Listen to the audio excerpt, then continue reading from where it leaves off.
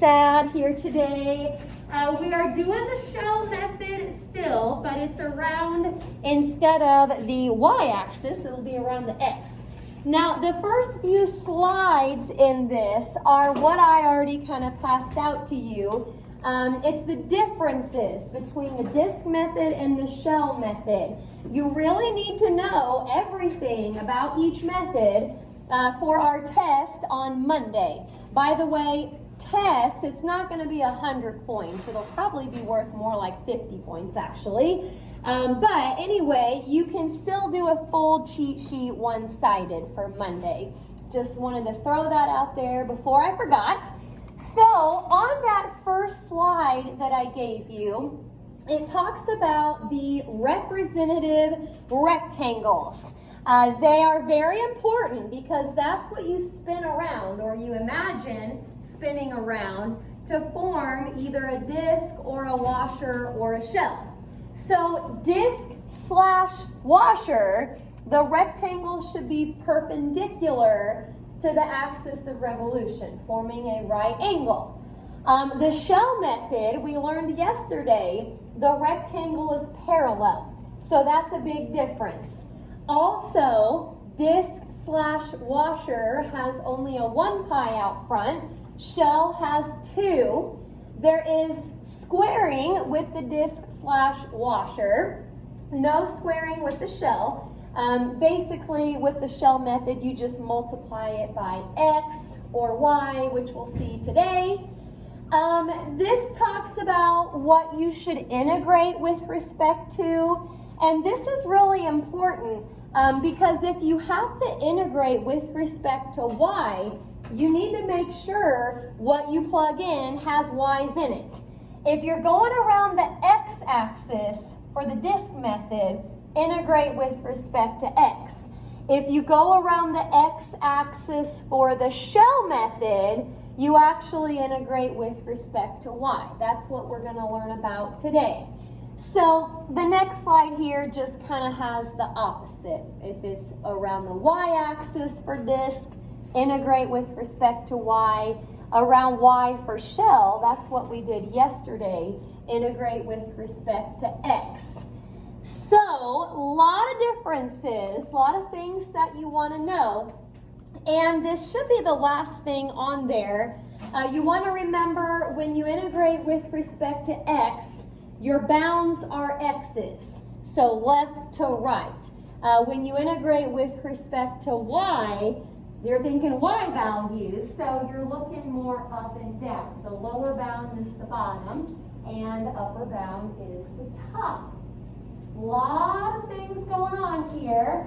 Well, this next slide here is where you'll want to start writing in your notes for today, because this is not on that little handout. And it says, shell method, when revolving about the x-axis. Here is the setup. We've got a 2 pi out front, going from C to D, and it is y times f of y dy. Again, if you're using the shell method, which on the test Monday, I will tell you when to use the shell method, you want to integrate with respect to y if you're spinning around the x-axis. So, couple things. This is really what we just talked about on that last slide. If you don't want to copy it down again, you don't have to. But C is the bottom bound, D is the top, because we're thinking y values here. Now, this next bullet point you do want to copy down, because this is a little bit different than yesterday. Okay? Yesterday, I just said f of x is the height of the shell. And basically, f of x was just whatever that function was on the top. Well, for today's lesson, we are spinning around the x-axis. If you take a rectangle parallel to the x-axis and you spin it around, your shell is not going to be standing up like it was around the y-axis. Your shell is going to be more kind of on its side. So to get the height of the shell, it's different again than what we were doing yesterday. To get the height, we're actually going to have to take the function on the right minus the function on the left. That will get you the height of the shell, because once again, if you spin around the x-axis, your shell is going to be on its side. So it's a little different when you set up the height of the shell. Function on the right minus the function on the left. I couldn't find any good visuals for the shell method around the x-axis, but we'll try to kind of visualize this ourselves as we do our examples. Okie doke. So I think that's all that I need to give you there. I went ahead and put the directions at the bottom of this slide so you can copy those. It says use the shell method to find the volume of the solid. Use the shell method to find the volume of the solid formed by revolving around the x-axis. Okie doke. Remember on the test, I think I mentioned this yesterday or probably just a little bit ago. Also, I'll always tell you when to use the shell method. It'll say, use the shell method. If I want you to do the disc method, it'll say, use the disc/washer method. So you would have to determine whether it's disc or washer, just depending on that rectangle, whether or not it's adjacent. But you'll never have to decide between disc and shell. I'll always tell you that much. Alrighty, we're gonna do just a couple problems here. So number one, y equals 2x, x equals 2, and y equals 0. Okie doke. We're going to sketch a little graph here. We're going to remember that the rectangle needs to be parallel because the directions want us to use the shell method. Okie doke. Going for the easy ones first. X equals 2 is vertical. Y equals 0 is horizontal. Now that first function is linear. It's got a y-intercept at 0 and a slope of 2. So go up 2, right 1, up 2, right 1. That is probably all the further we need to go since the vertical line is over at 2. Okie doke. Axis of revolution, it said it in the directions. It's the x-axis. X-axis is horizontal. Our rectangle needs to be parallel to it. So somewhere in here, you want to draw a horizontal rectangle. That's what we'll use to kind of visualize spinning around the x-axis. Okie doke. So on Monday, you'll have to know if I'm using the shell method and I'm going around the x-axis, I need to integrate with respect to y. So once we set up our integral and all that good stuff, we have to integrate with respect to y. So here's what the setup said. I guess first of all, maybe I'll look at the bounds. Since we're going with respect to y, I've got y values for the upper and lower bounds. This should be from 0 to 4. Okie dokie. And it said to take y times f of y. Now hang on a second. F of y is the height of the shell.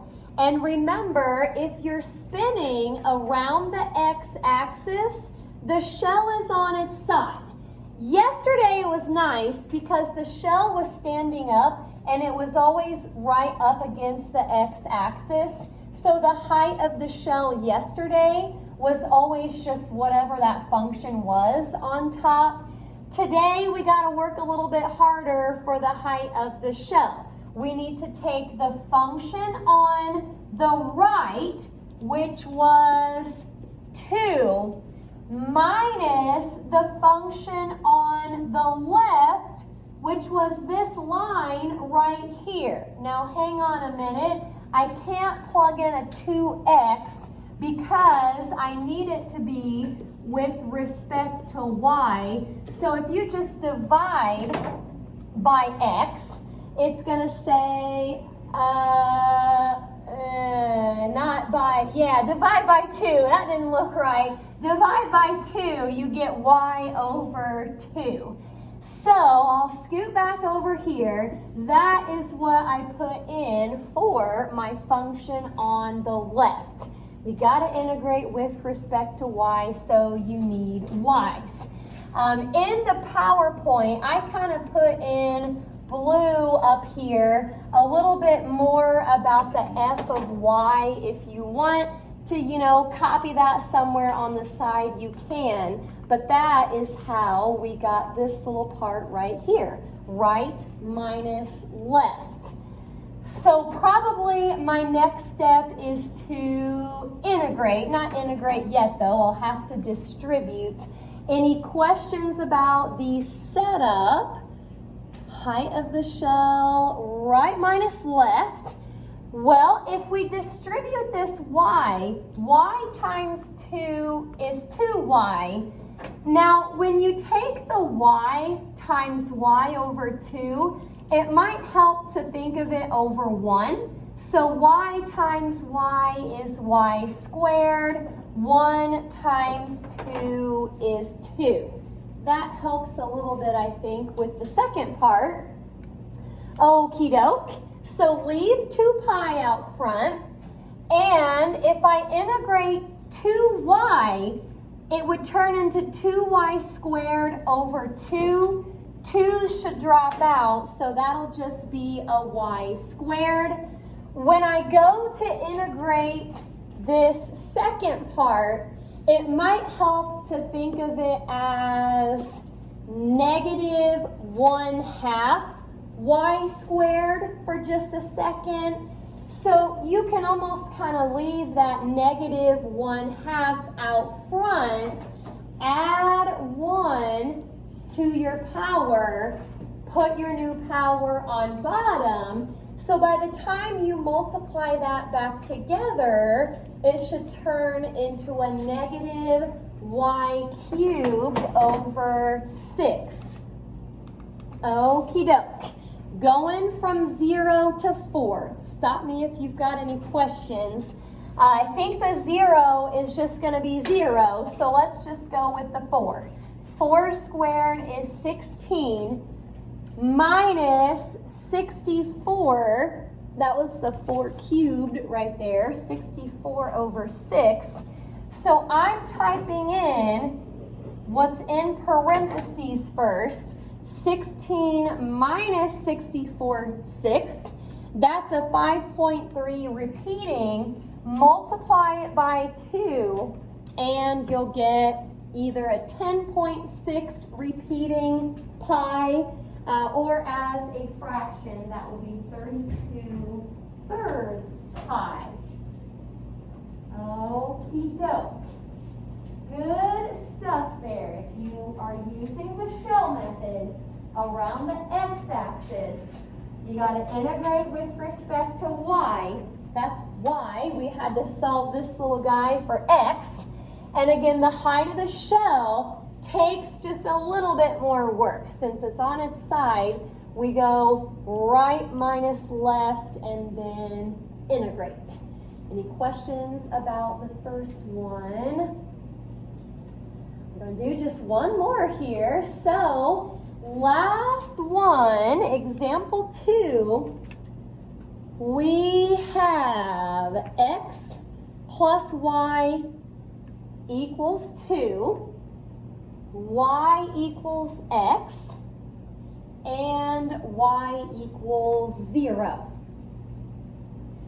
Okay, gonna need to graph this first, and darn the luck, this first equation, you know, here in a minute, I'm gonna integrate with respect to y, so here in a minute, I'll have to solve it for x, but actually, just to get the graph, I also need to solve it for y. If you take this and solve it for y, subtract x, and it'll say y equals negative x plus 2. And again, the only reason I solved it for y right there was so I could graph it. Now I can see, there's a horizontal line down here, first of all, but then I can see now there is a y-intercept at 2 and a slope of negative 1. So down 1, right 1, down 1, right 1. I don't really know how far I need to go. Probably not much further than that. Okie doke. This has a y-intercept at 0 and a slope of 1. So up 1, right 1, up 1, right 1. You don't have to go very far at all before you see your bounded region. That's a little triangle right sitting on the x-axis. And keep in mind, that is the axis of revolution still. So, because it's horizontal and we're using the shell method, our rectangle also needs to be horizontal. Anywhere in there you want to draw a rectangle going kind of side to side. Okie doke. Well, first of all, in a minute when I go to my integrand, I'll probably need this solved for x. If you want to go ahead and subtract the y, you can. But let's think about the height of the shell real quick. Again, I'm going to kind of do this part separate and then I'll put it into my integral.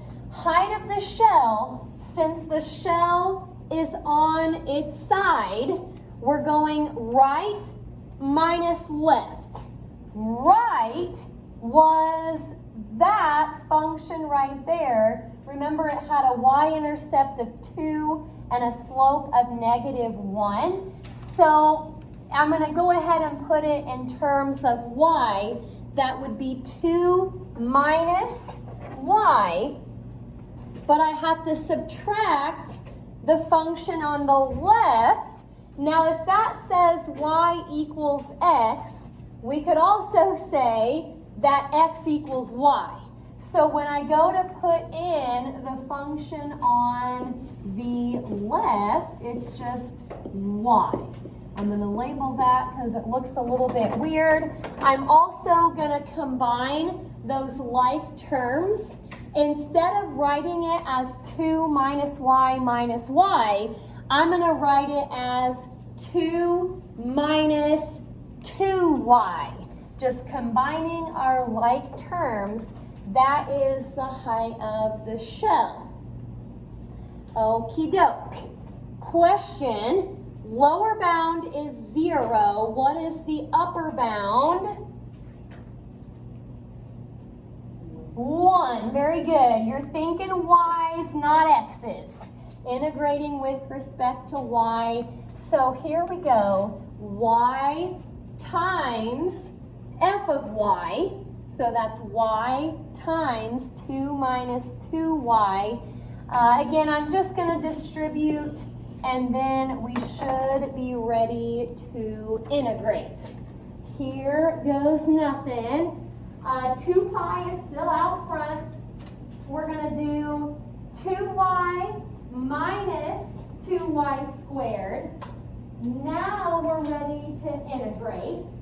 So again, with that first term, it would be like a 2y squared over 2, but the 2's cross out, so that just turns into y squared minus, I put the 2 up on top with the second part, up to you how you want to write that, but it's a 2y cubed over 3. Doesn't look like the 0 is going to matter, so plugging in a 1 squared is 1, minus 1 cubed is 1, 1 times 2 is 2. Again, make sure you do your exponent before you multiply. That would be a bummer if you multiplied and then did your exponent. That would not give you the right answer. So 1 minus 2/3 should be 1/3, and then 1/3 times 2 is 2/3. So either a 2/3 pi, or that's the same as 0.6 repeating pi. That would be our volume. Any questions about that? All right, well, the assignment is 3 problems up here, not too bad. C102, this is our last C assignment. From page 434, we're just going to do 15, 19, and 21. That way you can kind of check your answers in the back. Outline is up here for Monday. Now, don't let the fill in the blank or the short answer scare you. They're not bad. But what you need to know for those problems is just everything about those methods. You want to know the differences. You want to know what to integrate with respect to, how to set it up. As long as you know that, those should really be easy problems. So basically, besides that, there's just a couple disc and a couple shell. Okie dokie, I'll leave that up there.